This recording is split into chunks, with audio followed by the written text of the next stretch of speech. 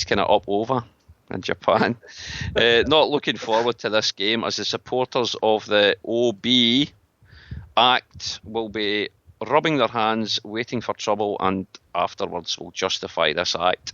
So actually, Gary's saying there pretty much what we've been talking about as well. This whole, the media is certainly having a role to play in the build-up to this, and there's going to be some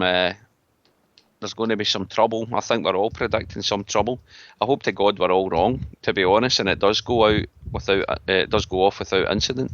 I'm not predicting, off the park. That's me. Are you not? All right, okay. Well, let's get your view, Patrick, because I'm with Liam. I think there's going to be, God help us, I think there's going to be some bad news stories coming out of this game off the park. You think it's going to pass all shaky handies happy? I mean, maybe that's another way to look at it. Maybe we're giving this mob a hard time because we've never actually been at a game with their fans before. So maybe they're nice. I don't know. Maybe they've changed.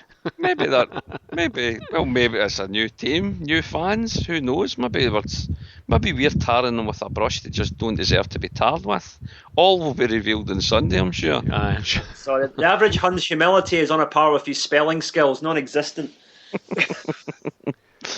Anyway, so we're doing shout-outs. Before I forget these, Chris McMahon down in Geelong.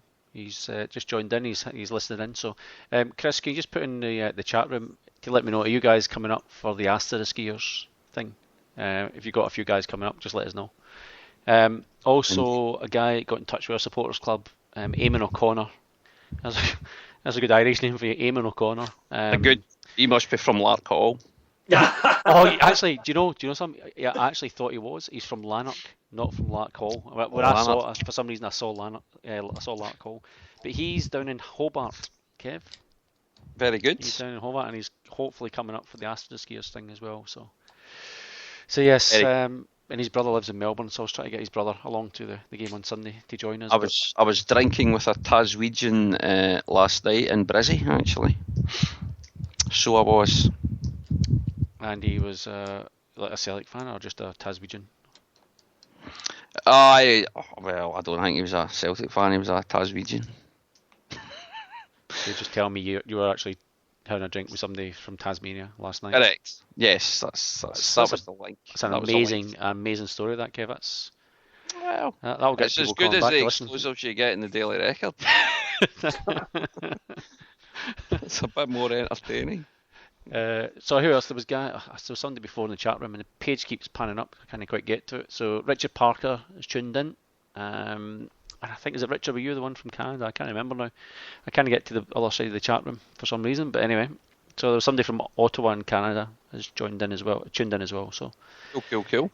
And hello, Denzel, who's in Arizona, and he said some rude stuff in the chat room. So.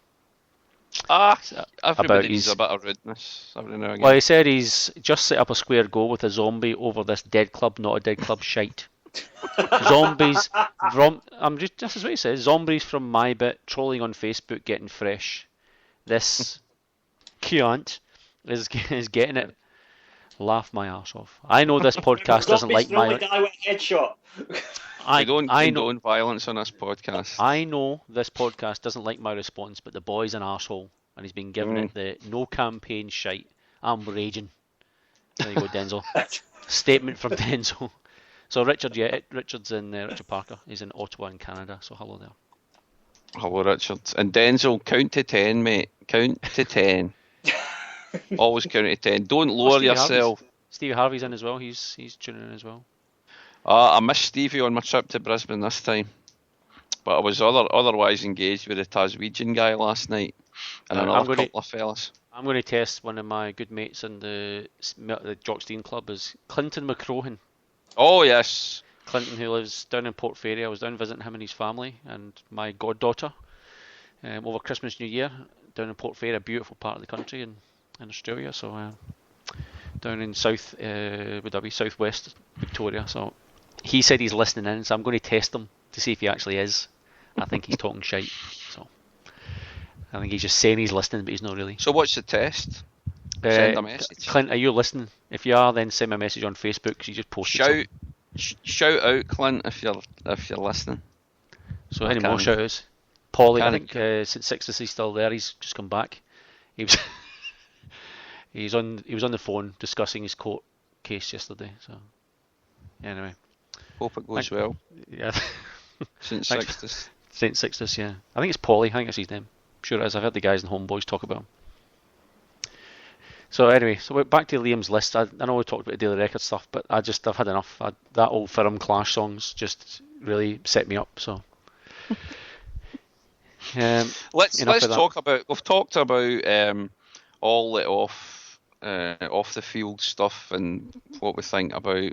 Two of us think there's going to be trouble. You don't seem to think there's going to be trouble, Patrick. I hope you're right, mate, and we're wrong. But let's talk about on the field now. Because I'm getting very tired. What time is it over there, Pat, for you just now? It's 20 to 12, 20 to midnight, Kev. Yeah, 20 to... So you could turn into a pumpkin in 20 minutes, basically. Now, I shouldn't be tired, but I'm knackered. And so I'm going to wind this up. You have flown over a whole continent, Kev. Kev's just flown back from Brisbane, so... Which is, I didn't realise, Kev, a 5-hour flight. 5 hours. It was 5. It can be 5.5 hours, but it depends. If you get a good breeze behind you, it can. I've actually done it in 4.5 coming back before, but yeah, today it was 5 hours. 4.5 going, 5.5 coming back. So usually. Kev, I was checking today just some interesting sort of details about what's that equivalent from Glasgow. All right. That's like flying from Glasgow to Egypt. Oh Jesus. Or to Tehran, and places like that. Even to the east coast of Canada, even as far as Ottawa. 5 hours? 5 hours, according to this 7 page. Hours to Canada. Well, I think probably to the west coast. Probably would be to the east coast. It said this article I read said it was 5 hours. So you could fly from Glasgow, Egypt, in the same time, Kev, to fly in the same country. From one side to other. So there you go. It's a long way, Kevy boy. It is. It's quite bizarre, but it's funny. Look, well, as you know, Pat, when you're over here, the distances are a bit different. I used to go when I was working previously with Veolia. I used to fly up to their mine sites up in the north of Western Australia. So that was like a 2-hour flight. But you could go up there for just like one day for a meeting, and then you'd be flying back. And I'm thinking that's just bizarre. You could be in Europe, flying from Glasgow to Europe in 2 hours. But you just wouldn't think to do that for a meeting. You know what I mean? It's just bizarre. Haven't you heard the video conferencing, Kev, Sometimes, even although they've got the technology, sometimes, as you should know, Pat, as well, you get a lot more out of a face-to-face, mate. Faccia. What? Face to face, mate. Faccia. Are you drunk? A wee bit of Italian. Moving on. Right, getting towards. Won't do score prediction. Let's pick a team. Just quickly. I was thinking that today. I reckon most of the team is a given. I reckon the defence and goalkeeper are a given. Well, Craig Gordon. I don't think any of us would disagree with that. Is he left back? Lustig right back, unless anyone's going to go for Matthews. Liam Matthews or Lustig? No, I'd go Lustig. You want more experience? I would go Lustig as well. Yes. Yeah. So you've got the denier and you've got Big Virgil in the middle. So outstanding. So that's a given, right? Scott Brown. Do you know what? See, for a split second, I forgot Denier was back. Albeit, I think he's been pretty excellent the last couple of games. So I've perked up my mood a little bit actually now that I've remembered that Jason Denier's hopefully starting. Well, we're going to need him against that powerhouse of a forward line. Do you know what? I honestly don't. I could not even tell you who some of their players are now. Is Chris Boyd still playing with them? He's still playing. Kenny Miller. He's in the team playing very well. Yeah. Like it's fairly. Does Kenny Messer, is he still with them? He's still with them. Yeah. He's still there. He'll. This is my prediction for what's going to happen. Is they're going to get John Daly. They're going to get him to stand up front, and they're going to hump the ball up to him. It depends. Like the two ways that they're going to play. They're either going to do that and actually go out and try and win the game, and they're just going to hump the ball up to him, so he will definitely play. But the other way I was looking at it is if they're just going to try and play, 11 men behind the ball, then they probably won't play Daly. They'll end up with Miller or Boyd, probably Miller, I guess, rather than Boyd. So when they see their team, I forgot John Daly plays for him. All we need to do is see if they're swinging a cross into big John Daly. Just all start singing the Soldier song and he'll need to stand to attention. Every time I think Stop of John Daly, his tracks. I just think of John Daly when we played them after he'd signed a pre-contract with the Huns was for the whole game about John Daly's a zombie. John Daly's a zombie. That's all I remember. This game at Tannadice. Anyway, so he's a disgrace to his country. But anyway, right. Let's go back to the team. Let's get back. Right. To So defence, haven't we? We've covered defence. So into midfield. Right. So would you say Scott Brown is a certainty? Middle of the park. First name on the team sheet. Let's all do the brunette. Right. I hope there's a bit of that. Johansson, I would probably take a punt as a definite. I would suggest so, yes. Right, so now we're getting down to the tricky ones, right?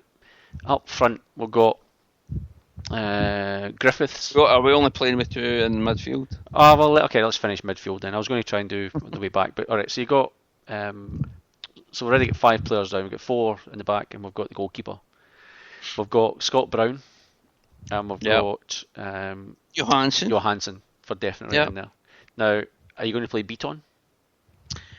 Beaton has been playing quite well recently. He's been doing the kind of the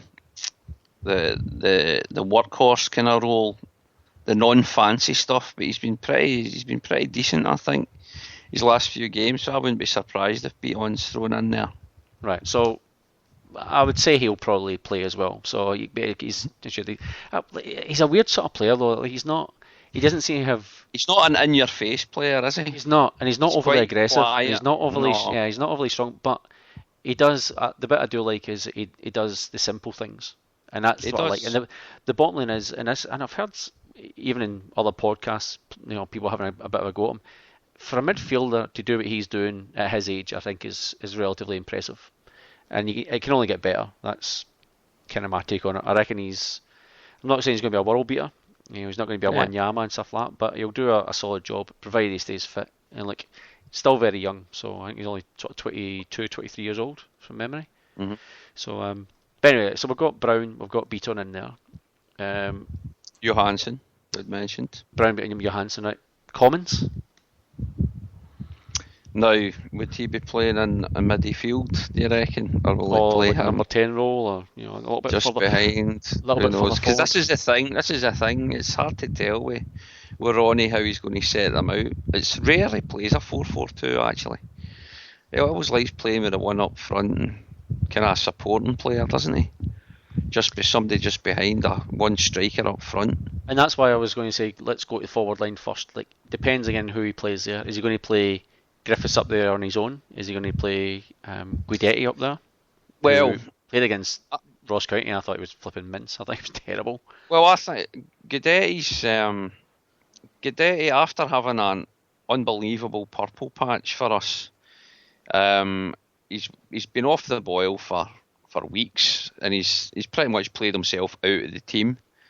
He was talking himself up for this game, looking ahead to it and stuff like this, and he's coming out with the old I'll play and I'll score a hat trick and all this pish. But see, when you look at the goals he scored as well, he said a few of them were penalties and a few of them were outstanding free kicks, but goals from open play have been fairly few and far between from him, and we've not really seen much from him. So I would not be surprised if we are going to go with 2 up front, then I wouldn't be surprised if it's Stokesy and Griffiths. Well, I don't think Skepovic will get a nod. I think if he's involved at all, it'll be from the bench. But I honestly don't see Guidetti starting. So I'd go for, if we are going 4-4-2, then Commons, yes, as the fourth midfielder, and Stokesy and Griffiths up front. Stokesy for he knows all about the old Celtic Rangers games, so he'll be able to take that experience in. And wee Griffiths, just even though he's a wee hibby, he'll absolutely hate the Huns, and he'll know what this fixture will mean to the fans.